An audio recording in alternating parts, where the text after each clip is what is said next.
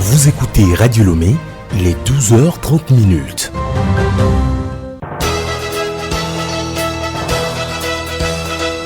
Le journal Hélène Assabi.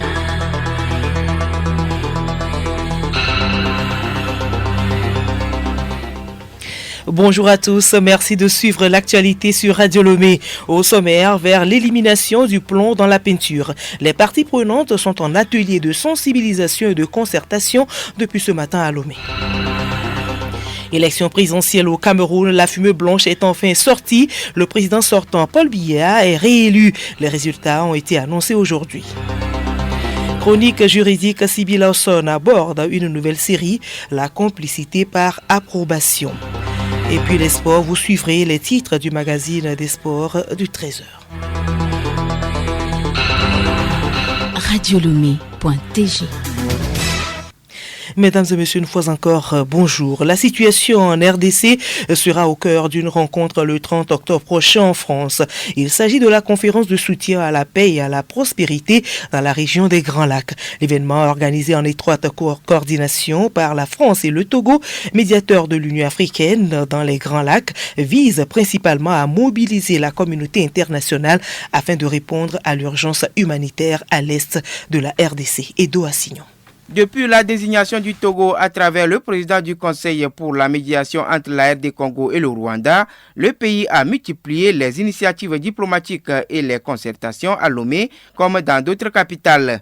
À ce jour, plusieurs pays partenaires, organisations régionales et internationales ont fortement annoncé leur soutien et appui aux efforts togolais pour la résolution de la crise et la promotion de la paix et la prospérité. Les travaux auxquels sont attendues d'imminentes personnalités à Paris voudraient également permettre de soutenir la dynamique de négociation et des médiations en cours portée par les États-Unis, le Qatar et l'Union africaine. Venons maintenant au premier titre de ce journal. La problématique de l'exposition à la contamination au plomb préoccupe les plus hautes autorités du pays. Le gouvernement, à travers le ministère de l'Environnement, des Ressources forestières, de la protection côtière et du changement climatique, a organisé ce matin à Lomé un atelier de sensibilisation et de concertation des parties prenantes sur l'élimination du plomb dans la peinture. Prince Fintakba. L'être humain est toujours exposé au risque de contamination au plomb. Un métal lourd très dangereux pour l'organisme que l'on retrouve dans la peinture, les vernis ainsi que dans bien d'autres substances environnementales. L'atelier vise à identifier les risques liés au plomb et à faire connaître les mesures de prévention. Madame Yaomeri, directrice de l'environnement. L'atelier vise à sensibiliser ces différents acteurs qui manipulent les produits contenant du plomb pour leur faire comprendre la dangerosité et l'impact du plomb sur la santé, leur propre santé, en vue d'éveiller leur conscience pour qu'ils prennent des dispositions et des précautions pour limiter l'exposition au plomb. Parce que lorsque on est contaminé, on développe des maladies. Les gammes de peintures qui sont utilisées dans nos pays contiennent du plomb. L'objectif est d'aller à leur élimination. La rencontre est organisée avec l'appui de l'ONG internationale Lead Exposure Elimination Project Lead pour permettre également de vulgariser le règlement de la CEDEAO sur l'élimination de la contamination au plomb. Madame Nafissatou Sissé, représentante de l'ONG Lead. Nous avons eu des échanges avec le ministère de l'Environnement qui a exprimé sa volonté de travailler sur cette question. Vu notre mandat qui consiste à accompagner les gouvernements dans le cadre de la réglementation du plomb dans la peinture, nous avons décidé d'accompagner cette activité.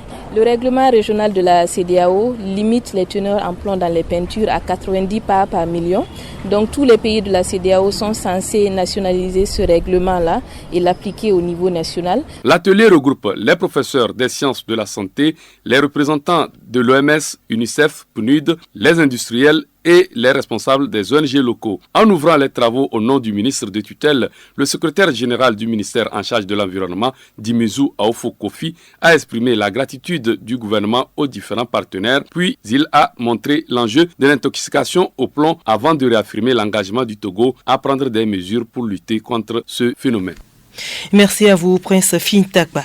Les écoles normales de formation de professeurs d'école accueillent de nouveaux apprenants. La promotion 2025-2027 effectue sa rentrée ce lundi. Edmond Soba. Ils sont au total 1888 élèves professeurs repartis dans les 7 ENFPE que compte le Togo, à savoir Mango, Notier, Adeta, Tabligbo, Dapaon, Sotebois et Niamtougou. Ils vont suivre une formation de 2 ans qui sera sanctionnée par un concours d'intégration. Pour rappel, les ENPFE, rouvertes il y a quelques années suite à la réforme des écoles normales d'instituteurs ENI, délivrent désormais le diplôme de professeur d'école DPE pour le préscolaire et le primaire. En 3 promotions, 7248 nouveaux enseignants, dont 3312 hommes et 3936 femmes, ont été formés. Dernier sujet en page nationale, l'association des retraités de la police nationale a un nouveau bureau. La nouvelle équipe de 11 membres est dirigée par le commissaire principal à la retraite, Kolani Nanang, pour un mandat de 3 ans. C'est à l'issue d'une assemblée générale statutaire et élective à Lomé. Florent Abi. Kolani, Amenyabolo. La liste Kolani, 23 voix. Et pour la liste Amenyaglo, 20 voix. C'est le dépouillement du scrutin de liste qui a porté Kolani Nanang à la tête de l'association des retraités de la police nationale.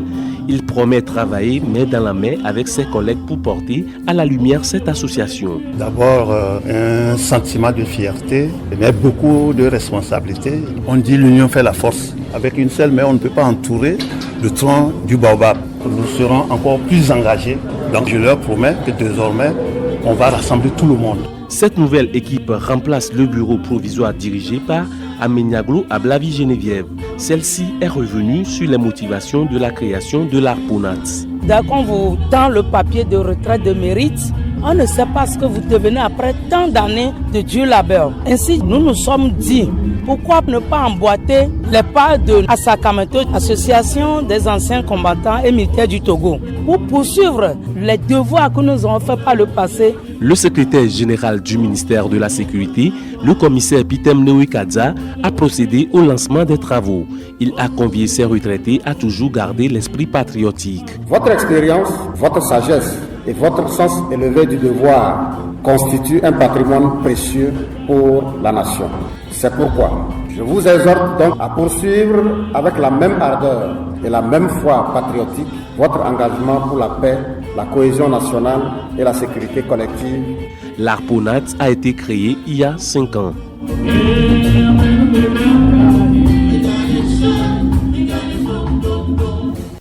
Et nous venons plutôt de suivre Émile Canfitine.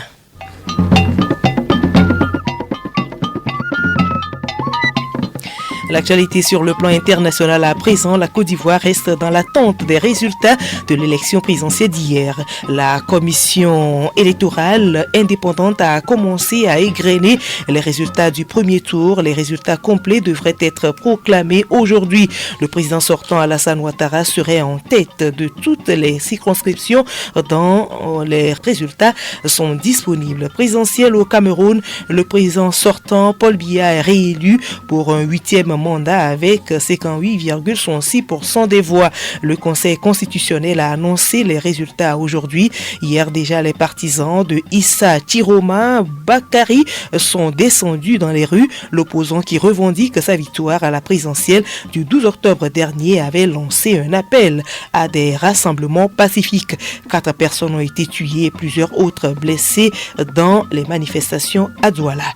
Et puis Mali, les terroristes du groupe de soutien à l'islam et aux musulmans les terroristes poursuivent donc leur blocus sur le carburant venant des pays voisins. Les habitants de nombreuses localités ne peuvent faire face à l'explosion des prix des denrées alimentaires. C'est d'autant plus le cas de la population de Léré au centre-ouest du pays où les membres du DIN avaient également donné un ultimatum aux habitants d'abandonner le village. Le ministère de l'Éducation a également suspendu les cours.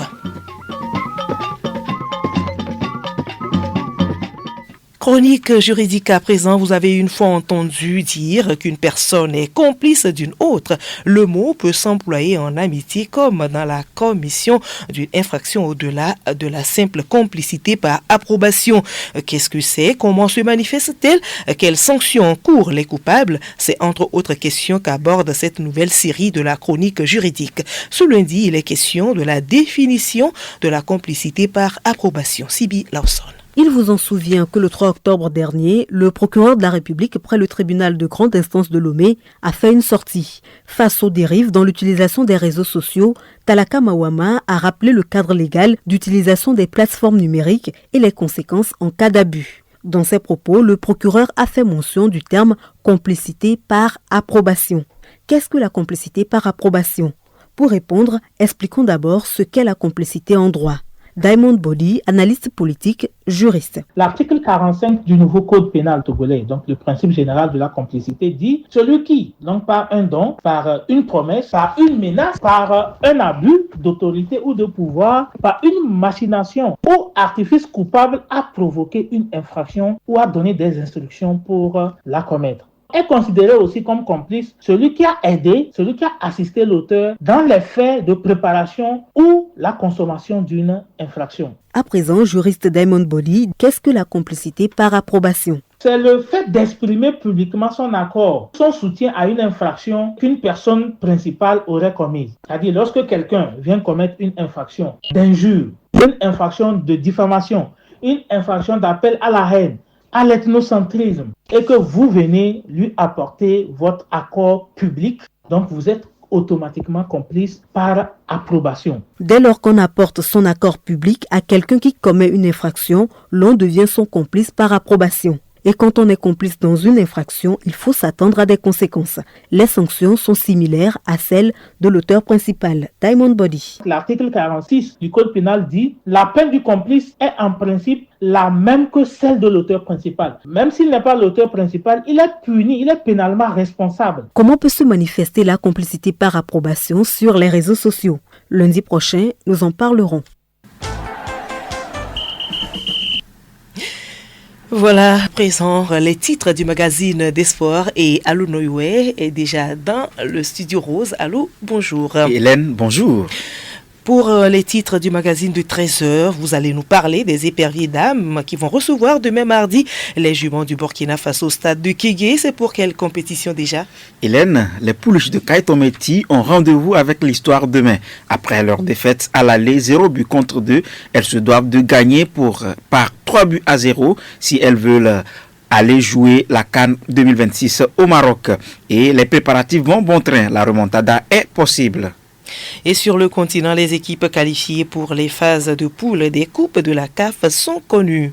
Évidemment, et dans notre magazine, nous allons donner les résultats de tous les matchs. Singida Black Star, le club de Tchaké Marof, le milieu de terrain togolais, passe pour les phases de poule de la Coupe de la Confédération. Et pour finir, vous nous parlez des championnats européens et les autres sports. Effectivement, nous en parlons. La victoire du Real Madrid au Classico, Liverpool qui s'enlise dans la crise et le Bayern de Munich trop fort pour la Bundesliga allemande, c'est aussi dans ce magazine des sports. Et puis pour la rubrique autres sports, nous parlons du volleyball, du rugby et du basketball. Merci à vous, Alou Noyoué. On se retrouve donc tout à l'heure à 13h pour le développement de tous ces titres. Autre sport, l'auto matinal, résultat de ce lundi 27 octobre 2025, tirage 414. 5 premiers numéros, 82, 37, 69, 10 et 46. 5 derniers numéros, 59, 25, 67, 44 et 57.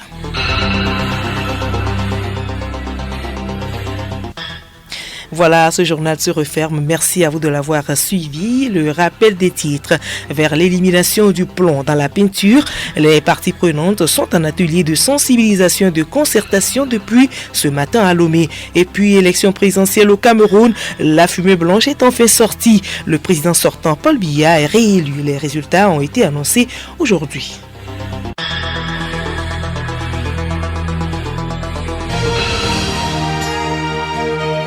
Radio Lomé, boîte postale 434, email radiolomé@radiolomé.tg. Radio Lomé, lomé.tg.